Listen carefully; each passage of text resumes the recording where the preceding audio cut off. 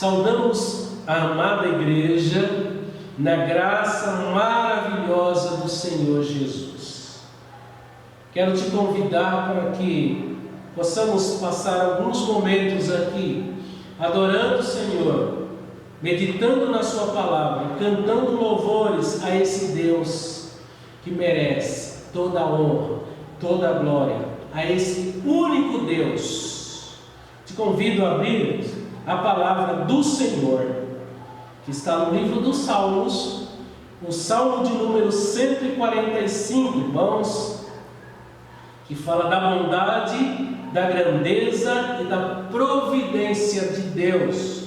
Nós vamos ler dos versículos 1 a 7, que diz assim, irmãos: exaltar-te-ei, ó Deus meu e Rei, bendirei o teu nome para todos sempre. Todos os dias te bendirei e louvarei o teu nome para todos sempre. Grande é o Senhor e muito digno de ser louvado, e a sua grandeza é insondável. Uma geração louvará a outra geração as tuas obras e anunciará os teus poderosos feitos. Meditarei no glorioso esplendor da tua majestade e nas tuas maravilhas. Falar-se-á do teu poder, dos teus feitos tremendos, e contarei a tua grandeza. Divulgarão em memória a tua muita bondade, e com júbilo celebrarão a tua justiça. Divulgarão a memória da tua bondade, e com júbilo celebrarão a tua justiça. Senhor, obrigado, meu Pai, porque nos dá a oportunidade de estarmos mais uma vez, Pai, em espírito, em um só coração, em uma só mente, Senhor, para te louvar, para te adorar. Abençoa o teu povo, Pai. Visita o teu povo, Pai. Visita cada casa nesse momento, cada família, Senhor, cada coração, Senhor, com a tua palavra. Ó Deus, entra nos seus corações e abençoa-os com graça. E a oração que nós fazemos, Pai, no nome de Jesus. Amém. Vamos cantar, irmãos, o hino de número 164. Nome bom, santo nome incomparável.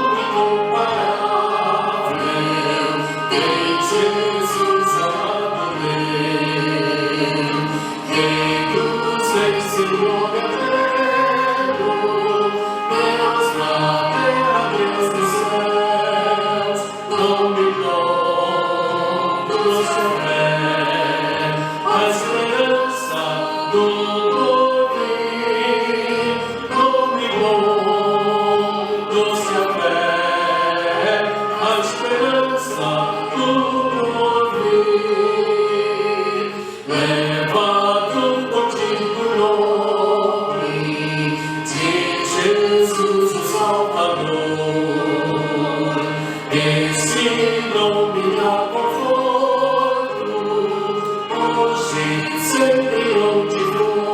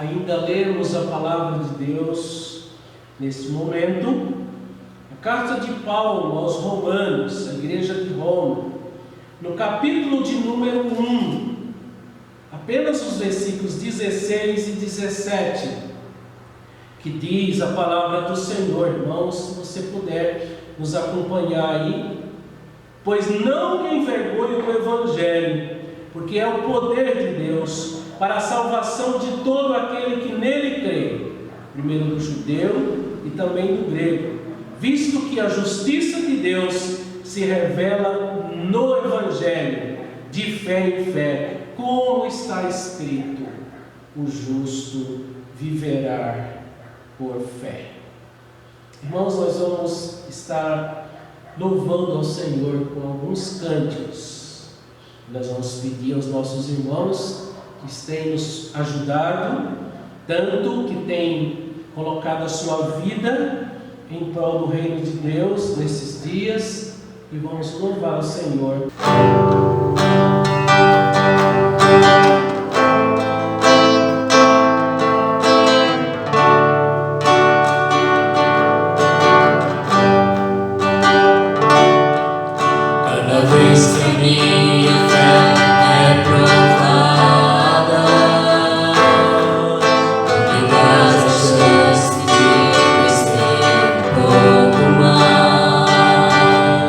Mas com Deus se faz.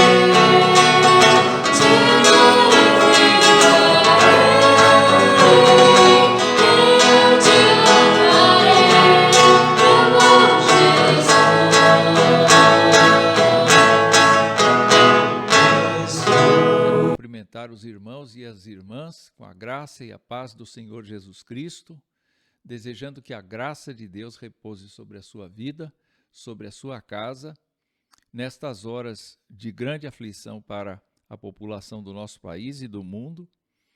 E quero pedir que Deus abençoe a vocês todos que estão entristecidos pela partida dos seus queridos e também por todos aqueles que estão lutando com a saúde dos seus familiares, implorando que Deus use de misericórdia, de graça, de bondade para com todos nós. Deus é sempre bendito em tudo que faz. E nós queremos, nesta hora, meditar na palavra do Senhor e verificar como Deus é cuidadoso para conosco.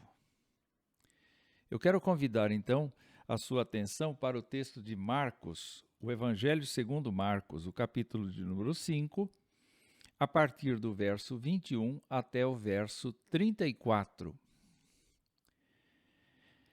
Tendo Jesus voltado no barco para o outro lado, afluiu para ele grande multidão, e ele estava junto do mar. Eis que se chegou a ele um dos principais da sinagoga, chamado Jairo, e vendo-o, prostrou-se a seus pés e insistentemente suplicou: minha filhinha está à morte. Vem e impõe as mãos sobre ela para que seja salva e viverá. Jesus foi com ele. Grande multidão o seguia, comprimindo-o. Aconteceu que certa mulher que havia 12 anos vinha sofrendo de uma hemorragia e muito padecera à mão de vários médicos, tendo despendido tudo quanto possuía, sem, contudo, nada aproveitar, antes, pelo contrário, indo a pior, tendo ouvido a fama de Jesus, vindo por trás dele, por entre a multidão, tocou-lhe a veste. Porque dizia: se eu apenas lhe tocar as vestes, ficarei curada. E logo se lhe estancou a hemorragia e sentiu no corpo estar curada do seu flagelo. Jesus, reconhecendo imediatamente que dele saíra poder, virando-se no meio da multidão, perguntou: quem me tocou nas vestes? Responderam-lhe seus discípulos: vês que a multidão te aperta e dizes: quem me tocou? Ele, porém, olhava ao redor para ver quem fizera isto.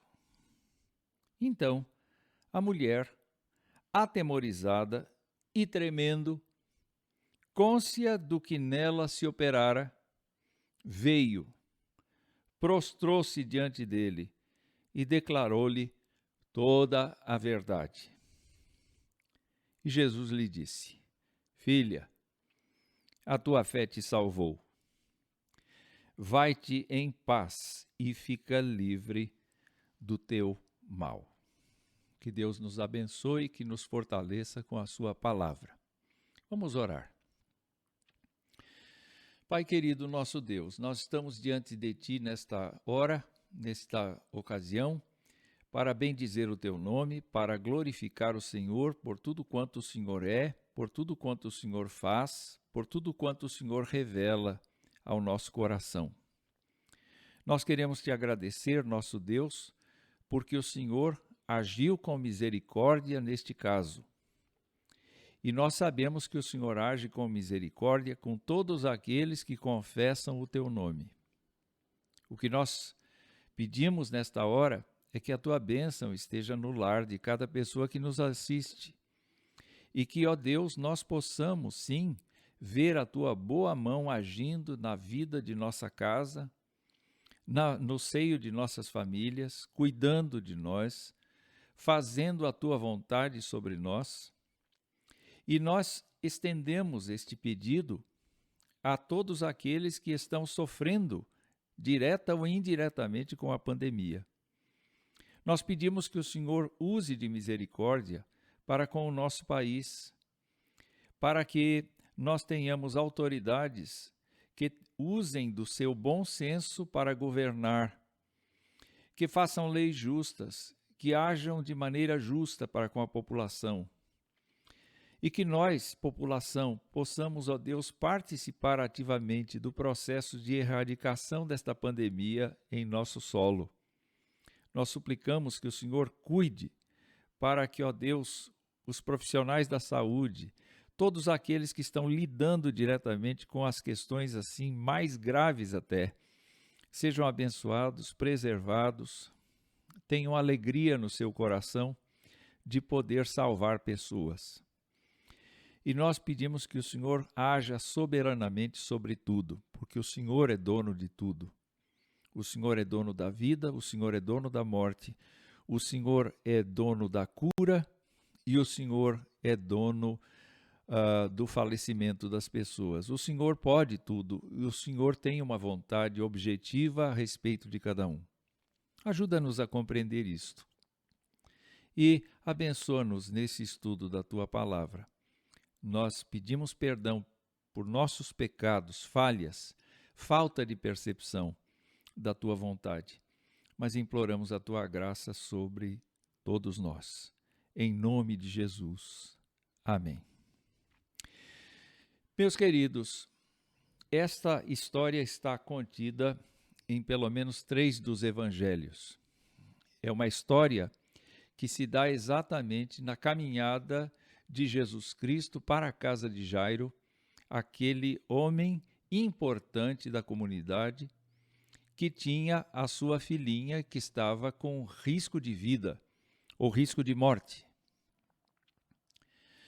Os evangelistas todos são unânimes em demonstrar alguns detalhes de que Jesus Cristo decidiu ir com Jairo e, portanto, logo atrás dele ou junto dele vinha uma numerosa multidão de pessoas interessadas em ver Jesus de perto, em admirá-lo ou talvez ver algum espetáculo, porque a informação é que a menina estava prestes a morrer.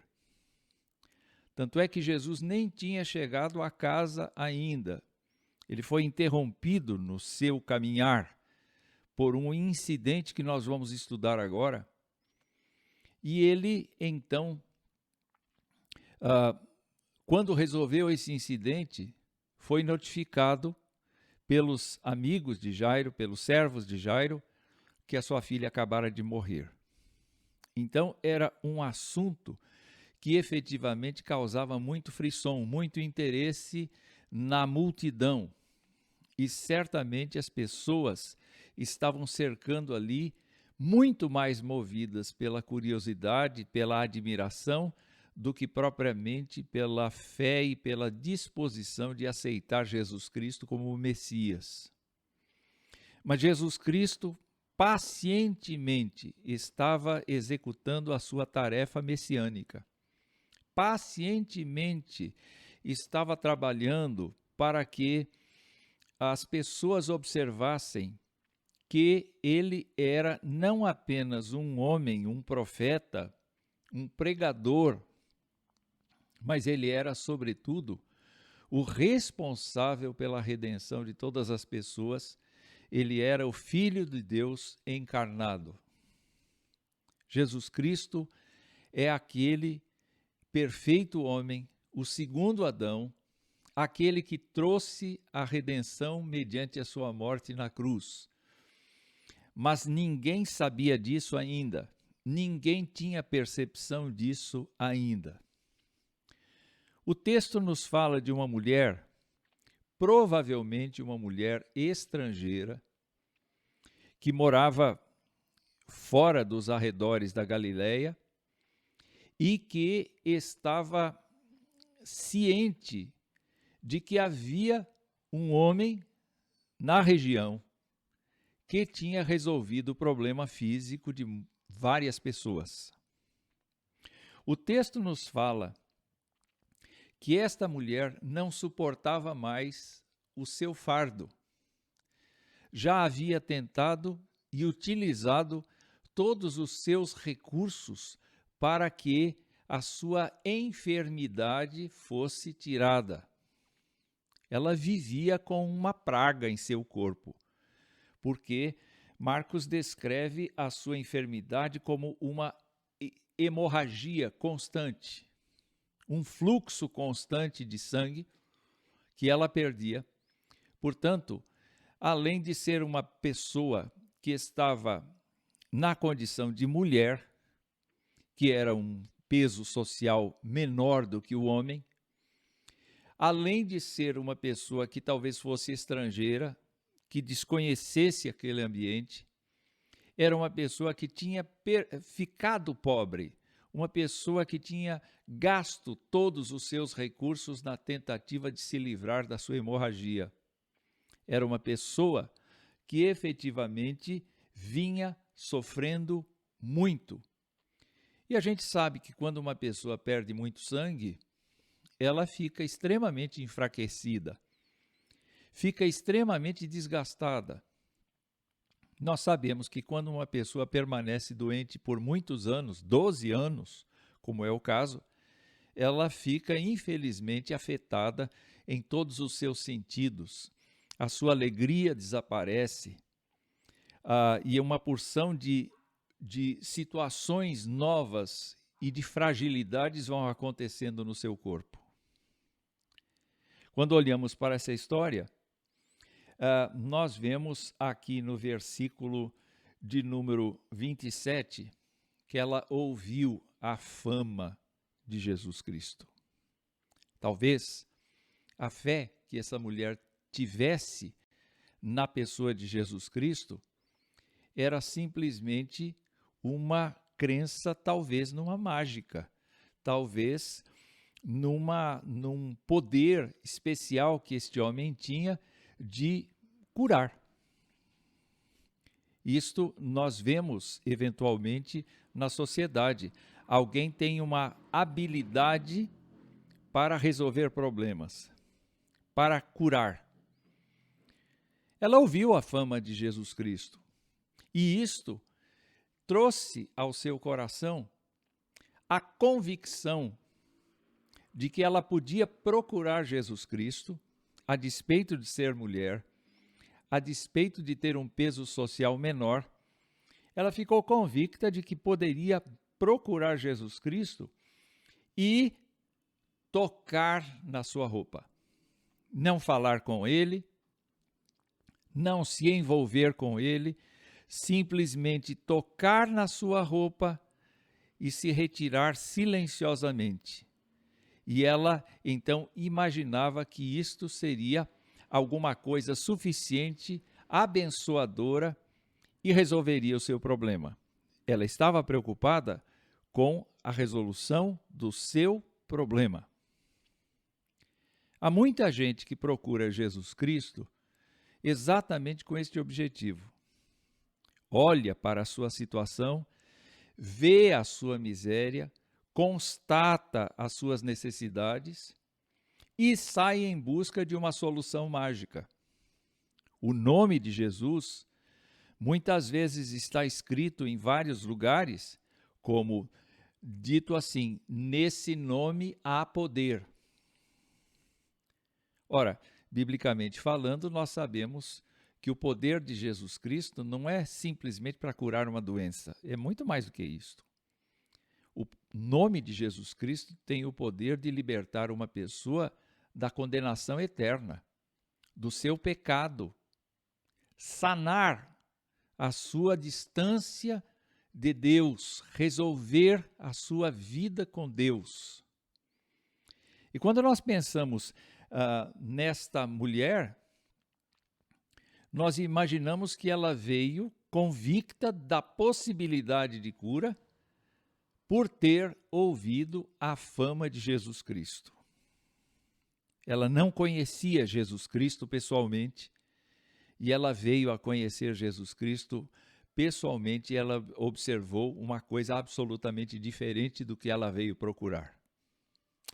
A Bíblia nos conta, meus irmãos, que ela, então, ao escolher onde tocar, onde foi possível chegar, porque a multidão apertava Jesus Cristo, onde foi possível chegar nas suas roupas, ela chegou justamente numa parte da roupa que eram os filamentos da roupa, que eram as bordas da roupa, e justamente aquelas bordas davam testemunho de que o portador daquela roupa era um homem de Deus, um homem que estava dentro da aliança de Deus, e ao mesmo tempo demonstrava que este homem era um guardador da lei de Deus. É importante nós nos lembrarmos que a roupa de Jesus aqui é importante para mostrar para todos nós que Jesus Cristo não veio divorciado das obrigações de um ser humano para viver nesta terra.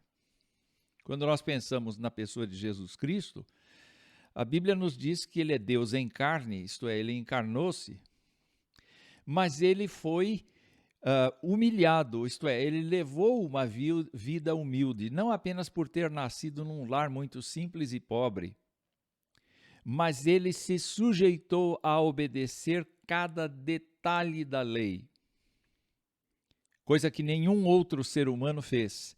Jesus Cristo obedeceu cada detalhe, Jesus Cristo foi humildemente subordinado à lei de Moisés. Ele nunca deixou de praticar a lei de Moisés em tudo aquilo que era determinado por Deus. É claro que, em relação à lei dos judeus, à tradição oral dos judeus, Jesus não foi obediente. Algumas coisas Jesus Cristo respeitou, mas outras não. Por exemplo, a guarda excessiva do sábado. Jesus Cristo disse que ele era Senhor do sábado. Isso significa que Jesus Cristo estava cumprindo exatamente o que Deus queria e não o que os homens estavam acostumados a cumprir. E isso ele demonstrava inclusive por sua roupa. E ela tocou exatamente nesse lugar que demonstra que Jesus Cristo era um homem de Deus e que era um cumpridor da lei de Deus. Há uma coisa interessante. Quando ela toca, Jesus Cristo não está necessariamente consciente da sua presença ali. Muitas vezes nós entendemos que Jesus se antecipa e conhece a mente dos homens. Mas Jesus Cristo não precisa necessariamente ter identificado que esta mulher está aí. Tanto é que o texto nos diz que Jesus Cristo, quando reconheceu que dele saíra poder, versículo de número 30, ele se virou no meio da multidão e perguntou: quem me tocou nas vestes? É possível que ele não soubesse quem tocou nas suas vestes. E naturalmente esse toque nas vestes não foi no ombro, foi na parte inferior da cintura, provavelmente. Foi um lugar muito baixo que a mulher teve que se arcar para tocar nas vestes dele, ou então no seu lado. Mas imediatamente aquela mão que tocou desapareceu no meio dos outros. E Jesus Cristo parou, porque ele se sentiu diferente. Veja, ele não se ofereceu para curar a mulher. A mulher não o procurou diretamente. Mas ele percebeu que dele saiu poder. Dele saiu poder. E o verso 32 nos diz: ele, porém, olhava ao redor para ver quem fizera isso. É importante nós observarmos que Jesus Cristo, além da intencionalidade, como Filho de Deus, ele tinha poder sobre tudo. Ele ia ressuscitar a filha de Jairo dali a pouco. Ele ressuscitou outras pessoas no seu ministério, ele curou toda sorte de enfermos, diretamente, intencionalmente. Ele multiplicou pães, ele repreendeu o vento, intencionalmente, como filho de Deus. Mas, ao mesmo tempo, Jesus Cristo, de tanto se comunicar com o Pai e sob a unção do Espírito Santo, meus irmãos, ele foi sendo cheio de poder. E ele conseguia distinguir um toque de fé de um toque de curiosidade. E ele percebeu que este toque foi toque de fé. E ele percebeu, além disso, que deste toque saiu o poder do seu corpo para abençoar o corpo daquela mulher. O relato de Marcos nos mostra que a cura foi imediata e que a mulher sentiu a cura, percebeu a cura. Isto é, talvez a sua hemorragia viesse acompanhada de dores, de desconforto, que ela estava já acostumada há 12 anos, mas de repente as dores cessaram. Cessou o desconforto. Ela se sentiu seca. E, meus irmãos, aquele foi um momento de muita importância, porque Jesus Cristo fez, com toda certeza, ele fez uma coisa que é necessária. Eu quero ficar aqui até que a pessoa se declare. Por que isto? Não era uma mulher, ela não seria humilhada diante da multidão, não seria ruim dizer que o problema que ela teve a tornava impura cerimonialmente. Jesus Cristo não estava querendo humilhá-la ainda mais quando quis que ela revelasse a sua situação. A Bíblia fala aqui que a mulher estava atemorizada. A Bíblia fala que a mulher estava tremendo.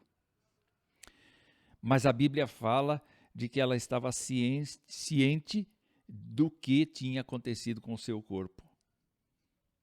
Então, de repente, a desconhecida que toca Jesus, seja do lado, seja atrás, não importa como ela tocou, se posiciona, na frente de Jesus e se prostra diante dele. Eu posso imaginar uma clareira aberta na multidão e uma mulher pobre, uma mulher sofrida, uma mulher machucada, uma mulher que quase desistia da vida, se aproximando e se colocando aos pés de Jesus Cristo e abrindo seu coração para ele, na frente de todo mundo.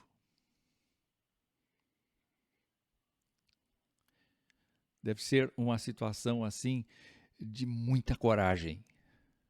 Ela precisou de muita coragem, mas ao mesmo tempo seu coração já estava ficando diferente. Porque, meus irmãos,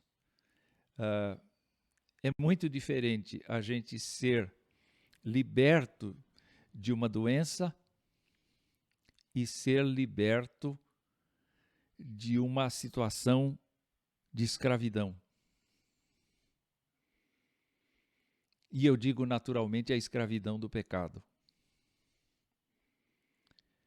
Quando ela deu seu testemunho, diz o livro de Marcos, que ela prostrou-se diante dele e declarou-lhe toda a verdade. Jesus Cristo, em vez de repreendê-la, em vez de demonstrar indiferença, em vez de demonstrar aquela distância que um homem deveria ter de uma mulher, especialmente uma mulher que estava sangrando, Jesus Cristo a trata carinhosamente, começando assim: filha. É interessante Jesus Cristo chamando aquela mulher de filha. Trata-se de um termo profundamente afetuoso. Se no começo da interrogação de Jesus Cristo, quem me tocou? Eu quero saber e não vou sair daqui enquanto não souber. É diferente agora, ele sabe quem é a pessoa, a quem ele abençoou, a quem ele curou, e então ele diz: filha, a tua fé te salvou. À luz do Evangelho, à luz das cartas apostólicas, à luz do Novo Testamento, nós sabemos perfeitamente de que ninguém vai a Jesus sem que o Pai conceda essa graça. Ninguém recebe a Jesus Cristo como seu Senhor e Salvador, é curado dos seus pecados, da sua vida de transgressão, sem que seja dado por Deus a Jesus Cristo. Mas o que aconteceu com esta mulher foi abençoador, porque ela esperava ter um problema de 12 anos resolvido e teve um problema de vida eterna resolvido. E por isso Jesus Cristo fez questão de que ela desse o seu testemunho ali na frente de todos, para que ela pudesse também ouvir: vai, a tua fé te salvou, vai-te em paz e fica livre do teu mal. Quais são as aplicações que a gente deve fazer quando a gente lê um texto assim? Nenhum de nós, eu creio que nenhum de nós, deve procurar Jesus Cristo por causa de magia dele, por causa de poder para resolver problemas temporários. Mas se esta for uma forma de procurar a Jesus Cristo, todos nós devemos usar da fé que Deus nos dá para procurar a Jesus Cristo e ver como ele resolve os nossos problemas. Porque Jesus Cristo está atento, está cheio de misericórdia para com o ser humano que o busca. Não importa a condição do ser humano, não importa se é homem, se é mulher, se está são ou doente, não importa se é rico ou se é pobre, não importa quem nós somos na nossa condição humana, importa o nosso coração, importa reconhecer Jesus Cristo como poderoso para resolver aquilo que nós necessitamos. A segunda coisa que nós percebemos aí é que Jesus Cristo quer a nossa fala, quer o nosso testemunho da graça recebida. Nenhum de nós foi curado em segredo. Se aquela mulher buscou Jesus em segredo, se nós mesmos procuramos Jesus em segredo, agora nós temos que nos tornar pessoas que confessem publicamente aquilo que Jesus Cristo fez. E olha, mesmo que nós não tenhamos tido nenhuma doença de 12 anos, nenhuma enfermidade tão grave quanto teve esta mulher, o que nós recebemos foi o perdão dos pecados para sempre, foi a redenção da nossa vida para sempre, foi a cura da nossa alma para sempre. E nós podemos ouvir as mesmas palavras de Jesus Cristo: a tua fé te salvou, vai-te em paz e ser livre desse mal. E eu quero então apelar para você e perguntar duas coisas. Como é que você procurou Jesus? Talvez porque você tivesse um problema? Não importa agora. Ele te falou, ele te disse, ele te deu paz no coração de que ele se tornou seu Salvador? Se ele se tornou seu Salvador, hoje, dê aos outros o seu testemunho. Diga aos outros, com todas as letras, o que Jesus Cristo fez por você. Talvez ao seu redor existam pessoas que estão efetivamente buscando livramento para as suas vidas. E você pode ser aquele anjo de Deus, aquela bênção de Deus, aquele mensageiro de Deus, que efetivamente seja o transmissor desta palavra, seja o abençoador desta vida. Então eu desejo que esta reflexão bíblica te abençoe, te fortaleça, te enriqueça, te dê graça, e especialmente que você se compatibilize, você se ponha no lugar daquela mulher e você veja quão grande misericórdia o Senhor Jesus Cristo tem para com você, para conosco, para com todo o povo do Senhor. Que Deus assim nos abençoe e nos fortaleça. Amém. Pai querido, obrigado, Deus, pelos momentos que passamos aqui. Obrigado, Deus, porque a Tua graça esteve conosco. A Tua presença, Pai, está conosco. Ó Deus, te pedimos que em todo esse dia, o que ouvimos aqui, Pai, sejam para a nossa vida espiritual, sejam para o nosso crescimento espiritual. Ó Deus, fala sempre ao nosso coração, Pai, durante esse dia, em tudo que a palavra, Deus, tocou no nosso coração. Não nos deixa à vontade, ó Deus, não nos deixa, ó Deus, nos desviarmos dos Teus caminhos e das Tuas verdades, Pai. Nós te pedimos a Tua graça e te pedimos que acompanhe o Teu povo, Pai, nesse dia, em nome de Jesus. Amém.